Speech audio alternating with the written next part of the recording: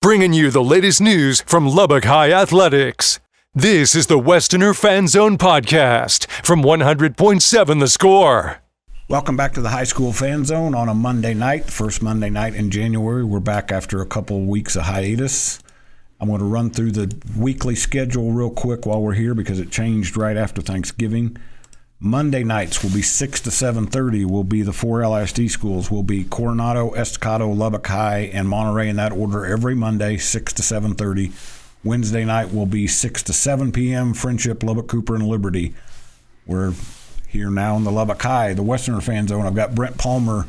What'd you tell me the other day? Ninth year here at Lubbock High. Yes. But a few more rings around the tree trunk before that, though. Yes, sir. This is number 36. Wow. At 36. I'm trying to think where I was. I'm not going to. We're probably pretty close in age. Yeah. 36 years ago, I may make you feel a little bit bad. I think I was graduating from high school that year. So. Yes, sir. Well, it's been a while for sure.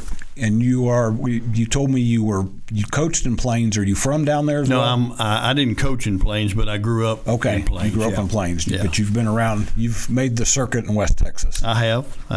And you've got a really good team this year that figured it out in time and at the right time the other day against Plainview. I was at that game. I was thinking afterwards, I didn't want to make it too much out of it, saying it was a must-win but it was pretty close to a must-win if it wasn't. It's one of those games that, we talked about, especially after us not playing well at Coronado and how important the game was. I try not to make it any more important than the rest of them because all of them are important. But I think the kids understood, that we didn't play well at Coronado and that we had to change things around a little bit, and they came prepared to play. The reason I lean towards must-win is because it was the end of the first half of district, which is weird to me to say because you got some teams that are starting district play. Right. Estacado's district just started, Estacado and Liberty.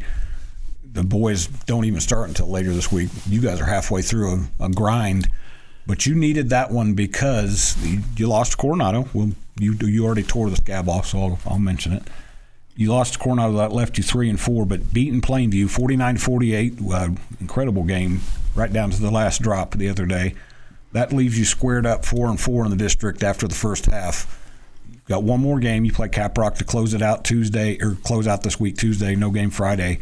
That gives your girls a chance to kind of exhale a little bit and realize, okay, we're halfway through. Now we know what we have to do this second half. Right. We've been talking about that all along, and I put the standings, conference or district standings in the dressing room every day following our game, and they realize where we are and what we have to do, and it's just it's a grind and it's a battle every night, and they've got to understand that it doesn't matter who you're playing, you've got to be ready to play. It doesn't matter if you're at home or on the road.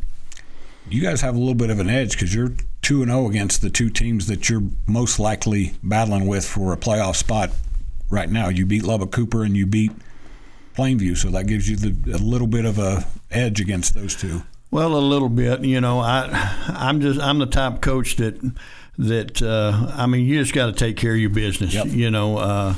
I don't look at it like, well, we've got an edge here or there.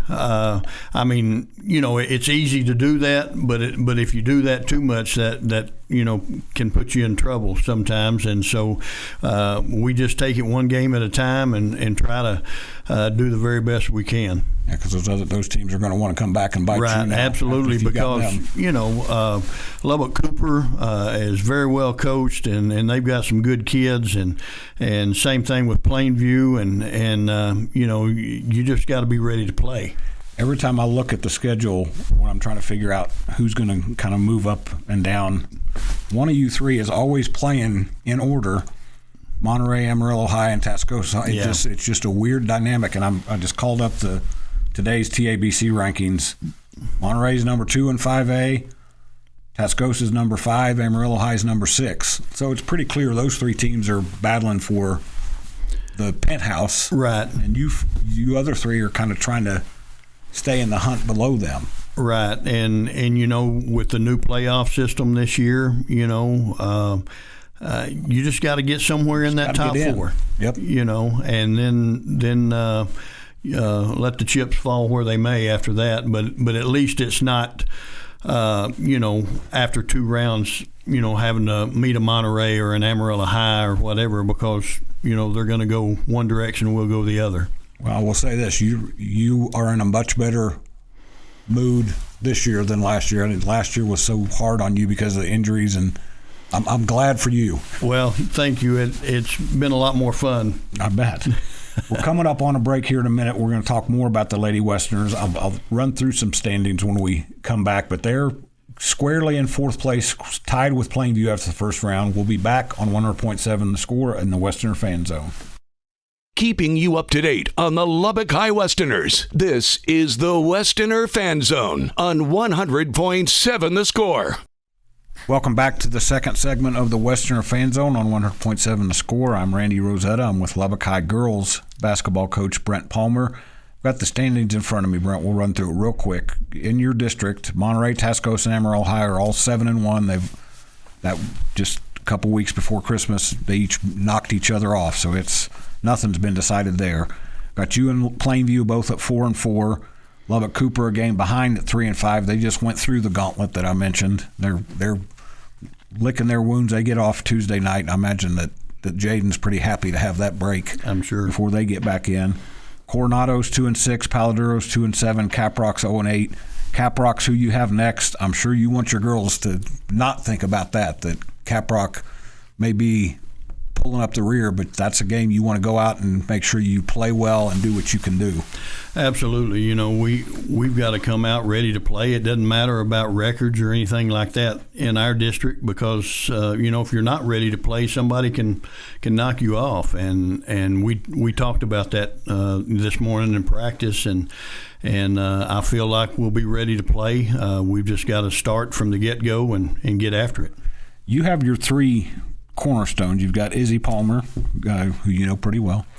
You've got Faith Ford, and then Camille Reynolds. What impressed me the other day is how much Pierce Shepler's improved. We talked about that when you were on here before, but also Rihanna Canono, that little bitty girl plays some defense now. She is a feisty player that I think fits your personality especially. She's very, very quick on her feet, a good defensive player. And really adds that spark to us defensively. Gets a lot of steals, a lot of turnovers, and things like that. And hit that big shot for us there late in the game. She just does a lot for us defensively. And I can't say enough about Pierce Shepler. Pierce is a kid that just stays in the gym. She wants to be good. She's really, really improved, over the course of the season. And, she's been rebounding really well for us. And I'm really happy to see her start having some success out there, because she just works so hard all the time. And then I don't want to not mention Evelyn Rodriguez. I thought hit some big shots for you the other day. Right, Evelyn is a really good shooter, and especially when she's set. And going down the stretch, we're going to have those kids step up and play well for us. That's the first time I've seen, or I guess the second time, Faith looks like she's finally maybe crossed that threshold with a knee injury, where at some point you just have to kind of put it behind you and just play. She came up with maybe not necessarily stuff that shows them a box score, but just those plays that win games for you towards the end of that one against Plainview. Absolutely. She's continued to get better throughout the year and playing with more confidence. It takes a while when you have a knee injury like that, to get that mindset, and I'm glad to see her rebounding the ball the way she is. And she's just a physical presence out there on the floor, big and physical and strong. And so she has to take some people's attention, there, and that's really helped us, and I hope that just continues to get better as we move along. She downplayed a little bit, but that last play that Camille and she made that's something that's you don't necessarily coach. That's above the shoulder stuff. That's right. They just know each other, and she knows I've got to be ready in case Camille makes a play here, needs to make a play here. Yes, and they've been playing together for a long time, and made a really good play and good decision, and obviously had a really good time to do that in the game, and I was happy for both of them. The end of that game had all the ingredients for a team to give you a shot in the arm confidence-wise. You had Izzy hitting a big shot. You mentioned Rihanna made a big shot. The play at the end, if you weren't there, didn't read about it, ball was going out of bounds. Camille jumped, saved it. She was clearly in bounds for anybody in Plainview who's listening and might squawk at me. I was 8 feet away.